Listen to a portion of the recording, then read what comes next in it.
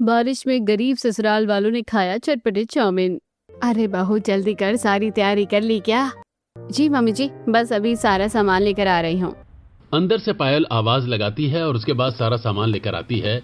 उसके हाथ में नन्हे से बच्चे के दो प्यारे प्यारे से सेट थे। अजी आप भी देख लीजिए, हम ये कपड़े लेकर आए हैं, मैंने और मम्मी जी ने खुद पसंद किए हैं। पर क्या ये काफी रहेगा? मुझे ऐसा लग रहा है कि कहीं ऐसा ना हो कि हमारा गिफ्ट कम रहे। अरे नहीं भाग्यवान, तू भी कैसी बात कर रही हो? भला गिफ्ट का भी कोई मोल होता है क्या? गिफ्ट तो गिफ्ट होता है, चाहे छोटा हो या बड़ा, उसमें मोल नहीं देखा जाता है। साथ में ये बच्चे के हिसाब से बहुत सुंदर है। फिर तो ठीक है, लेकिन मैं बहुत ज्यादा एक्साइटेड हूँ जाने के लिए। वहाँ का मौसम और सब कुछ तो कितना अलग और कितना अच्छा होगा ना। अरे बहू, मैं भी पहली बार शहर जा रही हूँ, आज से पहले मैं कभी नहीं गई थी। हम भी जाएंगे और अच्छा है, सभी रिश्तेदारों से मिलना भी हो जाएगा। सभी अपने रिश्तेदारों से मिलने के लिए बहुत ज्यादा खुश और एक्साइटेड थे, लेकिन उन्हें क्या पता था कि वहां पर उनके लिए क्या ही होने वाला था। उसके बाद रात को सब खाना खा रहे थे और बाहर बहुत तेज बारिश हो रही थी, जिसकी वजह से घर के अंदर भी थोड़ा थोड़ा पानी आ रहा था। अच्छा है कि कुछ दिन पहले भैया ने एमसील और पीओपी लगा दी थी, जिसकी वजह से बहुत कम जगह से पानी टपक रहा है, वरना तो बारिश में हमारी बहुत हालत खराब होने वाली थी। हाँ वही तो, वरना मेरी सारी बुक्स भी खराब हो जाती। हमारे पास इतने पैसे नहीं कि घर की अच्छे से मरम्मत करवा सकें, और छोटी छोटी मरम्मत करवाने के लिए हर बार छोटा छोटा खर्च करके काफी बड़ा हो जाता है। लेकिन अब क्या ही कर सकते हैं, जो भी है इसी में काम चलाना है हमें। इस तरह सब बात करते हैं और सो जाते हैं, लेकिन बाहर बारिश होने की वजह से आज मौसम में थोड़ी सी राहत मिल रही थी। और अगले दिन सुबह जल्दी उठकर पायल सबके लिए नाश्ता बना देती है, और वो चाय के साथ सबको घर में नमक मिर्च वाले पराठे बनाकर दे देती है। रिया वहां पर उठकर आती है। अरे भाभी, आपको इतनी सुबह उठकर परेशान होने की क्या जरूरत थी? मैं थी ना, मैं सारी तैयारी कर लेती। कोई बात नहीं, मैंने सबके लिए नाश्ता बना दिया है और सब नाश्ता कर लो, उसके बाद तुम दोपहर का और रात का काम कर लेना। मैंने थोड़े एक्स्ट्रा पराठे बनाकर पैक कर दिए हैं, ट्रेन में खाने के काम आएंगे। इस तरह सब चाय नाश्ता करते हैं और बाहर रात भर बारिश होने की वजह से गलियों में काफी पानी भरा हुआ था, जिसकी वजह से उन्हें रेलवे स्टेशन तक जाने के लिए ऑटो करना पड़ता है। और ऑटो में रोहन, उसकी पत्नी पायल और सविता और साथ में बेटा चिंटू भी बैठ जाता है।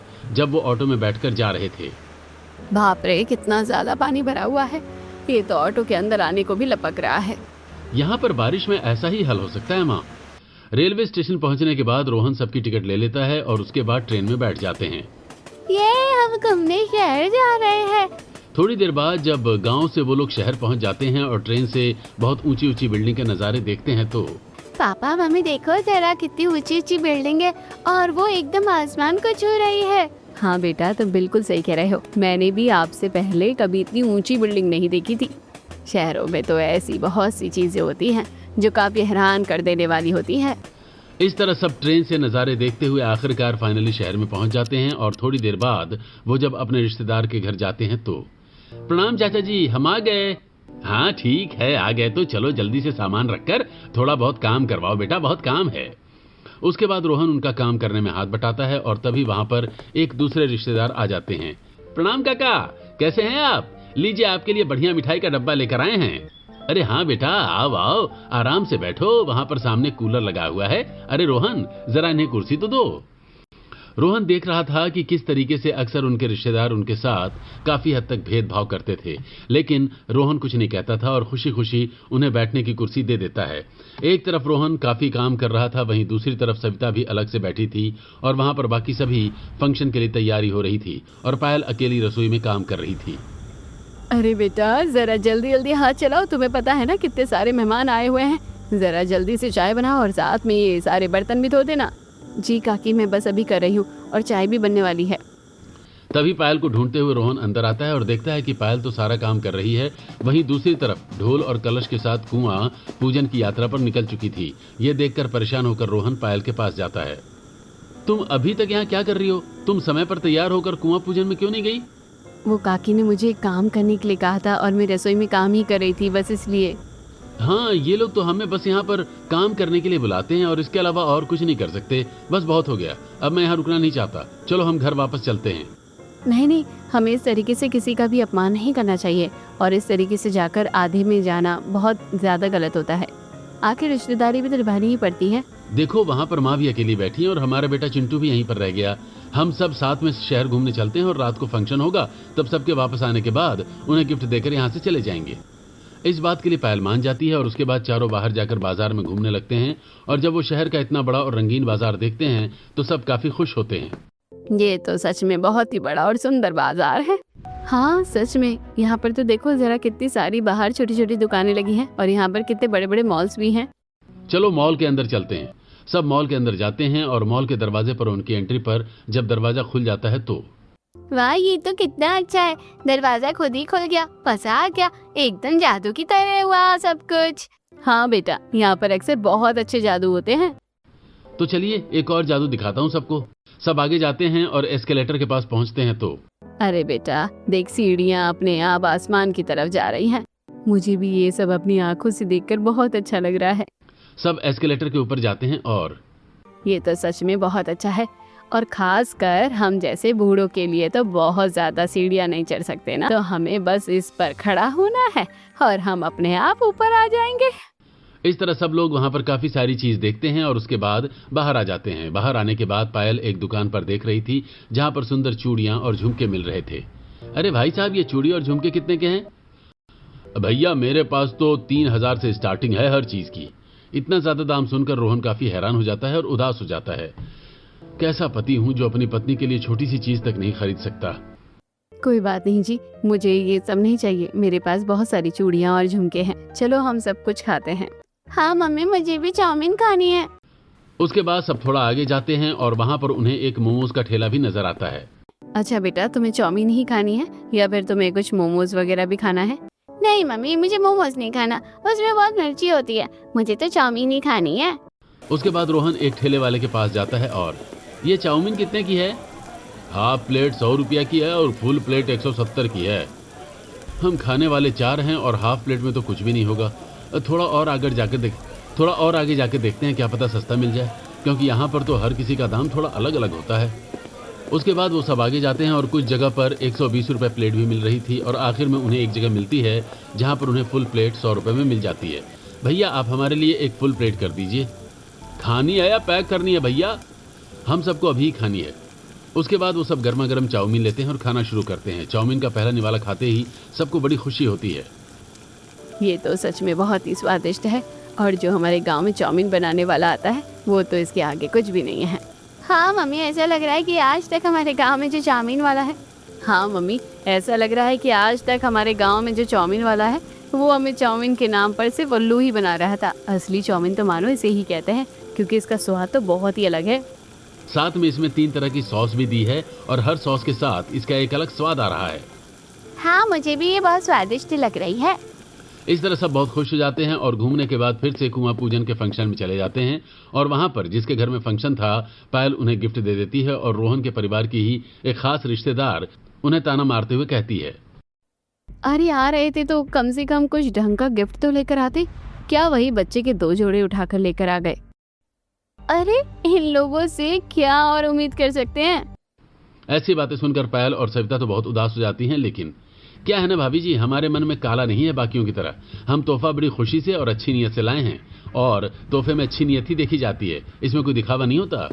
और रोहन गुस्से में उन्हें वहां से ले जाता है। उसके बाद सब फिर से अगले सुबह की ट्रेन लेकर घर आने के लिए निकल आते हैं। घर पर इस बारिश ने तो हमें परेशान ही कर दिया। अभी थोड़ा बहुत जुगाड़ करके हमने घर की मरम्मत को करवाया था और अब बारिश में फिर से इतना सारा पानी घर के अंदर आ गया।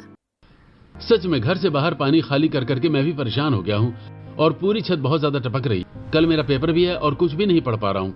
कोई बात नहीं बेटा, एक काम करो, तुम अपनी पढ़ाई कर लो, यहाँ की साफ सफाई में मैं मदद कर देता हूँ। नहीं पापा, आपकी तबीयत बिल्कुल ठीक नहीं है और इस समय आपको आराम करने चाहिए। घर आने के बाद जब सब वहाँ का हाल देखते हैं तो काफी दुखी हो जाते हैं। इतनी बारिश में तो फिर से वही पिछले साल वाला काम हो रहा है। पता नहीं क्या हो रहा है, हमारे लिए तो बस मुसीबत पर मुसीबत बढ़ती रहती है। हम गरीब है ना, और जब तक गरीब का अच्छे से खून नहीं चूस लिया जाता तब तक गरीबी रहती है। इस तरह बारिश आने की वजह से सब बहुत ज्यादा परेशान हो गए थे। हर बार बारिश में सभी को बहुत सारी मुश्किलों का सामना करना पड़ता था और अगले दिन रोहन भी बड़ी मुश्किल से भरे हुए पानी से होते हुए काम पर जा रहा था, क्योंकि वो एक बहुत ही सस्ते इलाके में रहता था।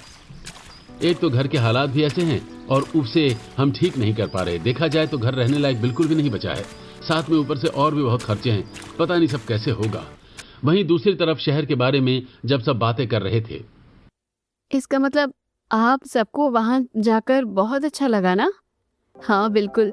और शहर के लोगों की सोच हमारे गांव जैसी रूढ़िवादी सोच जैसी नहीं है। पता है, वहां पर भी लड़कियां खुद कमाने जाती है और वहां पर इन सब चीजों से कोई एतराज नहीं करता। लड़का लड़की में कोई भेदभाव नहीं है। लेकिन हमारे यहाँ ऐसा नहीं होता भाभी। हमारे यहाँ लड़की को पढ़ा तो दिया जाता है, लेकिन उसके बाद उसका कोई भविष्य नहीं है, सीधा शादी ही करवा दी जाती है। और आज भी यहाँ वही रूढ़ी प्रथा है। लेकिन वहाँ की एक चीज है जो हमारे मन में बस गई, वो कभी नहीं निकल सकती। वहाँ की चाउमीन। वहाँ की चाउमीन इतनी स्वादिष्ट और चटपटी और तीखी थी ना, बस क्या ही पूछो। उसका स्वाद ऐसा था कि कभी हमने जिंदगी में इतनी स्वादिष्ट चाउमीन नहीं खाई होगी। लेकिन हमारे गांव के हरिया काका भी तो कितनी अच्छी चाउमीन बनाते हैं। अरे यश, हरिया काका की चाउमीन तो 100 बार फेल हो जाएगी उस चाउमीन के आगे। वो तो इतनी लाजवाब है। और तुम्हें पता है, जैसे बच्चे ज्यादा तीखा नहीं खा सकते या किसी को भी ज्यादा तीखा नहीं खाना, तो उसके साथ उसके लिए अलग से एक चटपटी और एक मीठी चटनी भी आती है। और जिसको तीखा खाना है तो तीखी चटनी अलग से दी जाती है। 3 चटनी चाउमीन में डालने के बाद 3 तरह का अलग अलग स्वाद हो जाता है। हाँ, वो इतनी स्वादिष्ट है कि हम बता नहीं सकते कि उसे खाकर हमें कितना आनंद मिला था। ऐसे बोल रहे हो तो मेरे मुंह में पानी आ रहा है। तुम लोगों ने अकेले अकेले खा लिया और हमारे लिए कुछ नहीं लेकर आए, और अब सिर्फ उसका गुणगान गा रहे हो। आपको तो पता है जी, हम लाना चाहते थे।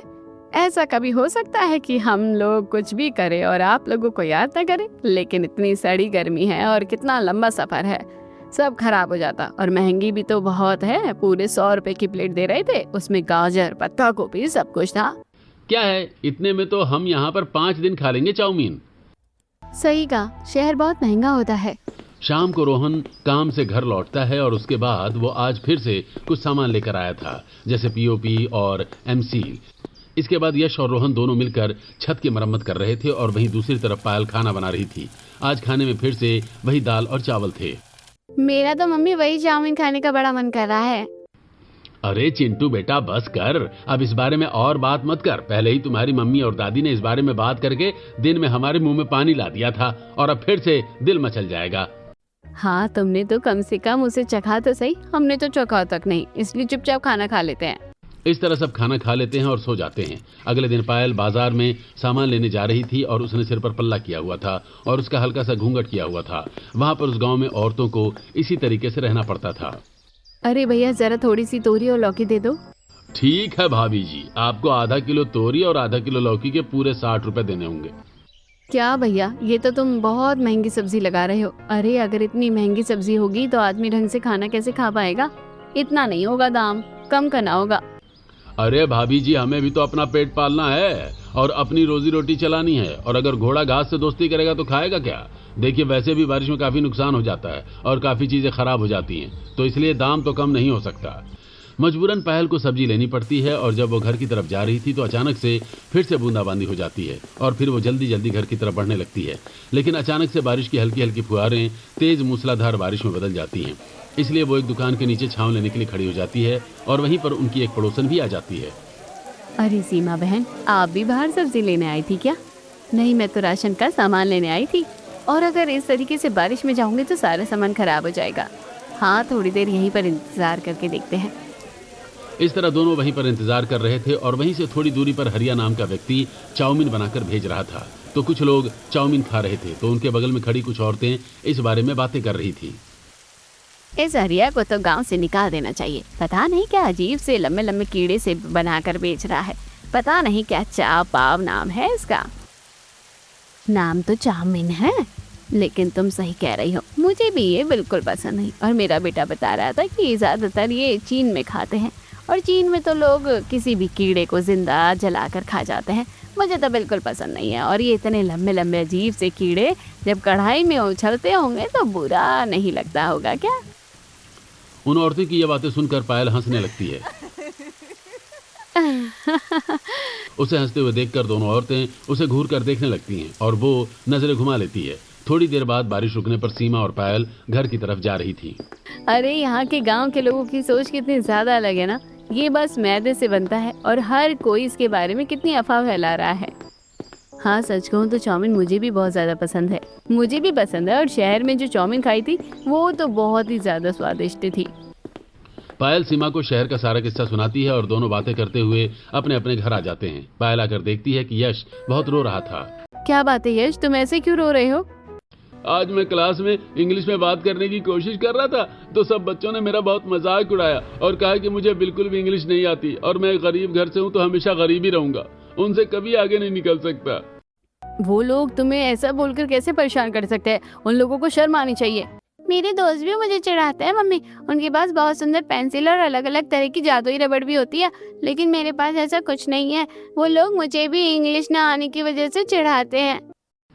ये बात सुनकर पायल को बहुत बुरा लगता है और रात को सोते समय वो रोहन से कहती है, मुझे लगा था कि हम यश और चिंटू को एक अच्छी एजुकेशन देंगे और ये दोनों काफ़ी अच्छा पढ़ेंगे, लेकिन हमारे पास इतने पैसे नहीं है कि हम इन्हें प्राइवेट स्कूल में पढ़ा सके।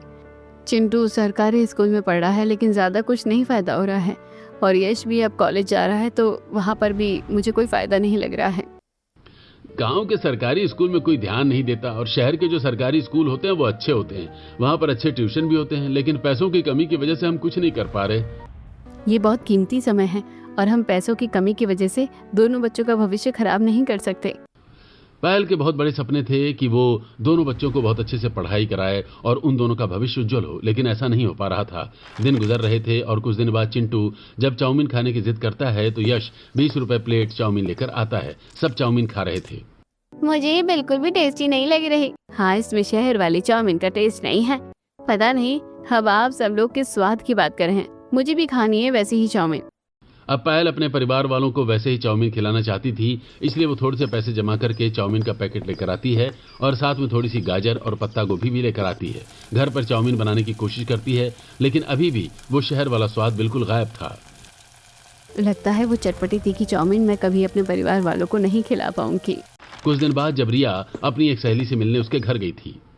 तुम तो शहर आती जाती रहती हो, तो बताओ कि शहर की चाउमीन कैसी होती है? आखिर ऐसा कौन सा स्वाद होता है उसमें? अरे वहाँ की चाउमीन की तो बात ही अलग होती है। तुम्हें पता है वहाँ की चाउमीन कितनी लाजवाब होती है। उसे सिर्फ उबाला नहीं जाता और उसके अंदर अलग अलग तरह की सब्जी और अलग अलग तरह की सोया सॉस और विनेगर भी डाला जाता है। बहुत कुछ होता है। अगर तुम्हारी भाभी को बनाना भी है तो फोन में वो रेसिपी देख सकती है।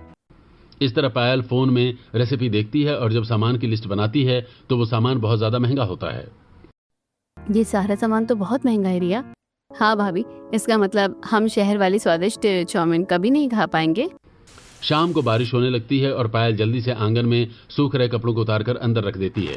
दिन गुजरते हैं। गुजरते दिन के साथ पायल थोड़ी सी कटौती करती है। जैसे बर्तन का साबुन लाने के बजाय वो राख से बर्तन धो रही थी और भी कुछ जरूरतमंद चीजों के पैसे काटने के बाद उसने बड़ी मुश्किल से पैसे बचाए और तब जाकर वो चाउमीन का सामान लेकर आई और आज फोन में देखकर वो वैसे ही चाउमीन बना रही थी। सच में भाभी, आप सबके बारे में कितना सोचती हो। आखिरकार आपने पैसे जोड़कर हमारे लिए इतना करने का सोचा। पायल नूडल्स उबाल लेती है और उसके बाद सही रेसिपी के अनुसार वो वैसे ही सामग्री डालती है और सभी सामान वो बहुत ही कम क्वांटिटी में लेकर आई थी, लेकिन उसमें ज़रूरत वाली सब्जी, विनेगर, सोया सॉस और सब कुछ ऐड करने के बाद चाउमीन बनाकर सबको परोसी और सबको बहुत स्वादिष्ट लगी। ये तो सच में शहर वाली चाउमीन से भी बहुत ही ज्यादा स्वादिष्ट है। अब फिर तो और अच्छी बात है। मुझे भी ये खाने में बहुत स्वादिष्ट लग रही है। इतनी स्वादिष्ट चाउमीन मैंने कभी नहीं खाई। भाभी, आपने तो सच में कमाल कर दिया। आप सबको अच्छा लगा, मुझे खुशी हुई और इसी खुशी के लिए मैंने मेहनत से सबके लिए ये बनाई है। सब खुश होकर चाउमीन खा रहे थे और चाउमीन खाने के बाद खाकर मजा आ गया। अब दिल को सुकून मिला है। ऐसा बोलने की ही देरी थी कि तभी बहुत ज्यादा तेज बारिश होने लगती है और फिर से उनके घर के अंदर पानी भर जाता है। जल्दी जल्दी करो रिया, वरना सब कुछ खराब हो जाएगा। रिया और पायल जल्दी जल्दी घर का सारा सामान ढकने लगती हैं और जहां जहां से पानी टपक रहा था उसके नीचे बाल्टी और बाकी बर्तन रख देते हैं, लेकिन कुछ नहीं होता क्योंकि आज बहुत तेज मूसलाधार बारिश हो रही थी और अंदर का मसाला सारा गलकर छूट रहा था। घर के अंदर बहुत सारा पानी आ गया था और साथ ही सारा सामान खराब हो गया था। शाम को सब जब पानी निकाल रहे थे, मुझे नहीं लगता कि हमारे दिन कभी ठीक होंगे। अरे बेटा, शुभ शुभ बोल, ऐसा नहीं बोलते। भले ही जिंदगी में कितनी मुसीबत क्यों ना आए, पर हार नहीं माननी चाहिए। मेरी सारी किताबें गीली हो गई और मुझे लगता है भैया मुझे आपकी मदद करनी चाहिए, क्योंकि इस तरह हम कभी अपने घर को ठीक नहीं कर पाएंगे। और ऐसी पढ़ाई का भी क्या फायदा जहां मेरा अक्सर मजाक ही उड़ाया जाता है। नहीं मेरे भाई, मैं अपनी तरह तुझे परेशान होते हुए नहीं देखना चाहता। मैं चाहता हूं तू पढ़ लिख कर बहुत आगे जाए। मुझे तो कोई उम्मीद नहीं है भैया। इस तरह पूरा परिवार परेशान था और गांव में वहीं दूसरी तरफ हरिया ने चाउमीन का ठेला भी हटा लिया था। एक हरिया काका चाउमीन बनाते थे, उन्होंने भी हटा दिया। अब हम चाउमीन कहाँ से खाएंगे? सीमा और पायल बाहर बात कर रहे थे और घर आने के बाद पायल, क्यों ना हम भी चाउमीन का ठेला लगाएं, गांव के लोग खरीदेंगे तो अच्छा रहेगा। तुम जानते हो ना बेटा कि यहाँ पर लड़कियों के काम करने पर किस नजर से देखा जाता है। मम्मी जी, बस हमारे परिवार वालों को प्रॉब्लम नहीं होनी चाहिए, वरना समाज वालों को क्या है, वो तो हर किसी के बारे में बुरा ही सोच सकते हैं। रोहन के कुछ उधार के पैसों से पायल एक पुराना ठेला लेती है और घर के ही बर्तन उस पर रखकर और चाउमीन बनाने का सामान ले जाकर वो चाउमीन बनाकर बेचना शुरू करती है। लेकिन एक तो पहले ही गांव के लोग चाउमीन नहीं खाते, ऊपर से पायल ने चाउमीन में महंगा सामान डाला था, इसलिए उसको दाम बढ़ाना पड़ा था। तो वहां पर कोई भी ग्राहक नहीं आया। परेशान होकर पायल घर वापस आ रही थी, तब घर के सामने रोहन और सविता को कुछ लोग, अरे तुम लोगों को शर्म आनी चाहिए कि बहू से काम करवा रहे हो। अरे तुम्हारे इतने बुरे दिन आ गए कि जो अपनी जोरों से कमाई खाओगे। दूसरे गांव में कोई लड़की अगर काम कर रही है तो सब मजाक उड़ाते थे। ये सब पायल ने सुन लिया और पहले ही दिन उसकी सारी उम्मीद पर पानी फिर गया। अगले दिन सुबह जब वो आंगन में काम कर रही थी तो एक आदमी नशे में पायल के ऊपर टमाटर फेंकता है और कहता है, अरे आज तू घर से बाहर काम करने निकली है? कल तो हमारी जोरू भी निकलेगी, तेरी इतनी हिम्मत। वो आदमी वहां से चला जाता है और पायल का आत्मविश्वास बिल्कुल डगमगा जाता है और अपना काम शुरू करने से पहले ही उसका काम बिल्कुल खत्म हो जाता है। अब पायल काफी उदास रहने लगती है। मुझे लगता है कि तुम्हें इन सब चीजों के बारे में इतना नहीं सोचना चाहिए। हमारे गांव में हमारी बहू बेटियों को पढ़ाया जाता है, शिक्षा का महत्व ज्यादा है। वहाँ पर कई घरों के पास गाड़ियां हैं, घूंघट प्रथा नहीं है, लड़कियां बाहर निकल नहीं सकती। ये कहकर पायल वहां से चली जाती है और पायल की बातें रोहन के दिल पर गहरा असर कर जाती हैं। वो बारिश में भीगते हुए और सोचते हुए आज काम पर जा रहा था। यहाँ जितना कमाता हूँ उससे ज्यादा खर्च हो जाता है, बस बहुत हो गया, कुछ सोचना होगा। रोहन अपने एक पुराने दोस्त से फोन पर बात करता है और उसे शहर में काम ढूंढने के लिए कहता है। एक हफ्ते भर में वो उसके लिए काम ढूंढ देता है और एक दिन रोहन घर पर, अगर आप सब चाहते हैं कि हम सबका बेहतर भविष्य हो तो हमें यहाँ से पलायन करना होगा। हाँ, लेकिन याद रखिएगा कि वहां पर हमें यहाँ से ज्यादा संघर्ष करना पड़ेगा, लेकिन हार नहीं माननी। हम सब शहर चलेंगे। लेकिन बेटा वहां की जिंदगी और वहां के तौर तरीके बहुत अलग हैं। हम सब खुद को कैसे ढाल पाएंगे? रहेंगे कहाँ? चिंता मत कीजिए पापा, राजू ने सारा इंतजाम कर लिया है। उसने किराए पर एक अच्छा मकान देख लिया है, सस्ता भी है। वहीं एक सस्ते इलाके में रहना होगा, पहले और भी काफी संघर्ष करना होगा। पायल भी इस बात के समर्थन में थी और कहीं न कहीं पूरा परिवार जानता था कि शहर की जिंदगी यहाँ से शायद कुछ बेहतर हो, और इसी उम्मीद में वो सब वहां पर जाकर शिफ्ट हो जाते हैं। यहाँ पर पहले से भी ज्यादा छोटा घर था और एक छोटे से हॉल में सब साथ में सोते थे। पर एक बात की तसल्ली थी कि बाहर बहुत तेज बारिश हो रही थी और उनका घर आज टपक नहीं रहा था। पहली बार एहसास हो रहा है कि बारिश भी अच्छी होती है, लेकिन यहाँ की गली में भी पानी भर गया है। इस पानी भरने की समस्या से तो बहुत परेशान है। कोई बात नहीं बेटा, अब तो मेरा दिल कहता है कि अब तो जरूर हम सब कुछ ठीक कर पाएंगे।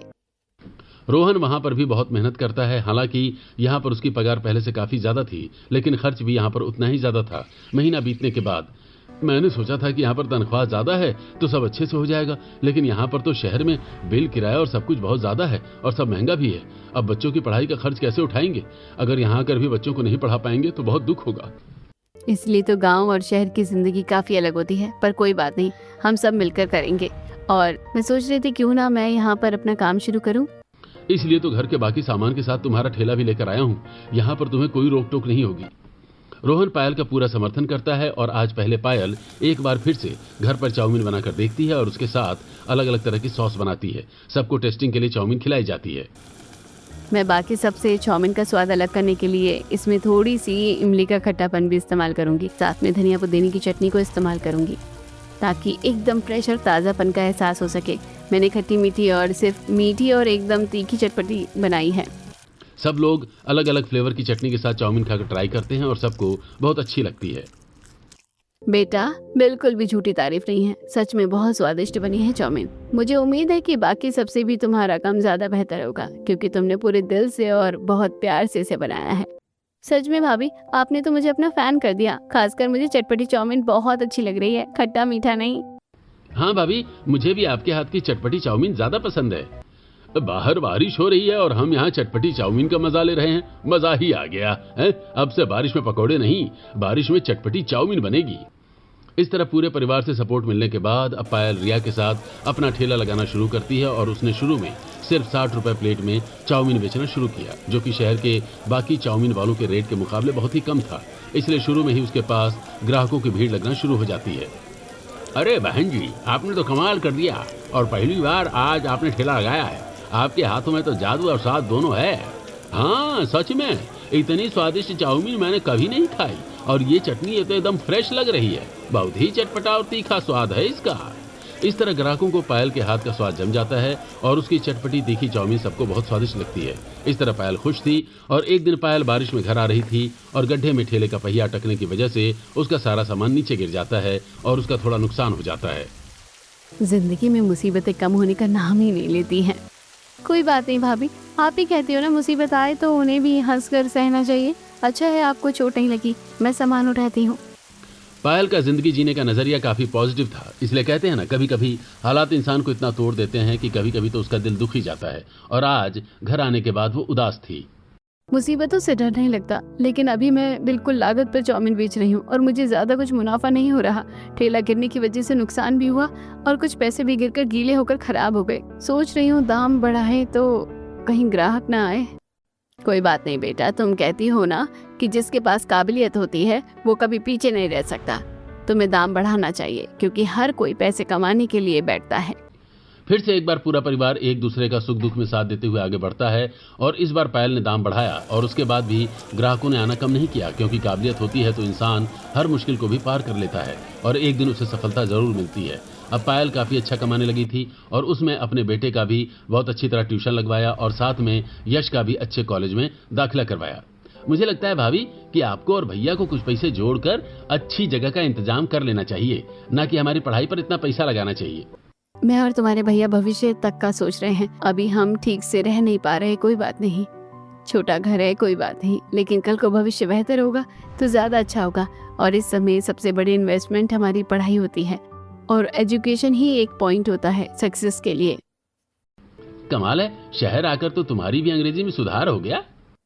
मैं भी थोड़ी सी अंग्रेजी सीखने की कोशिश करती हूँ फोन में, ताकि अपने बच्चों को बेहतर भविष्य दे सकूँ और उसे भी पढ़ा सकूँ। यहाँ की पढ़ाई मुझे समझ नहीं आती और मैं चाहती हूँ कि मैं चिंटू की पढ़ाई का पूरा ध्यान रखूँ। अब समझ आती है बड़े बुजुर्गों की कहावतें हमेशा सही होती थी। जहाँ चाह होती है वहाँ राह होती है। भाभी ने साबित कर दिया, इंसान चाहे तो किसी भी उम्र में कुछ भी कर सकता है। और मैं भी अब से हर काम में आप सबकी बहुत मदद करूँगी। मुझे सबसे ज्यादा खुशी है कि हम उस रूढ़िवादी सोच वाले गांव से बाहर आ गए। वहां पर तो हमारी जिंदगी ऐसी नहीं थी कि हम खुली हवा में सांस ले सकते हैं। हाँ, यहाँ पर लड़का लड़की में भेद नहीं है। हालांकि इस तरह परिवार की मुसीबतें तो बिल्कुल खत्म नहीं हुई, लेकिन कम तो हो गईं। पायल ने भी अपने ठेले पर बहुत मेहनत से काम किया और उसका काम बहुत अच्छा चल रहा था। रोहन भी मेहनत कर रहा था और अब तो रिया भी दिन में एक्स्ट्रा पार्ट टाइम काम कर रही थी, ताकि वो भी बेहतर भविष्य के लिए घर वालों का साथ दे सके।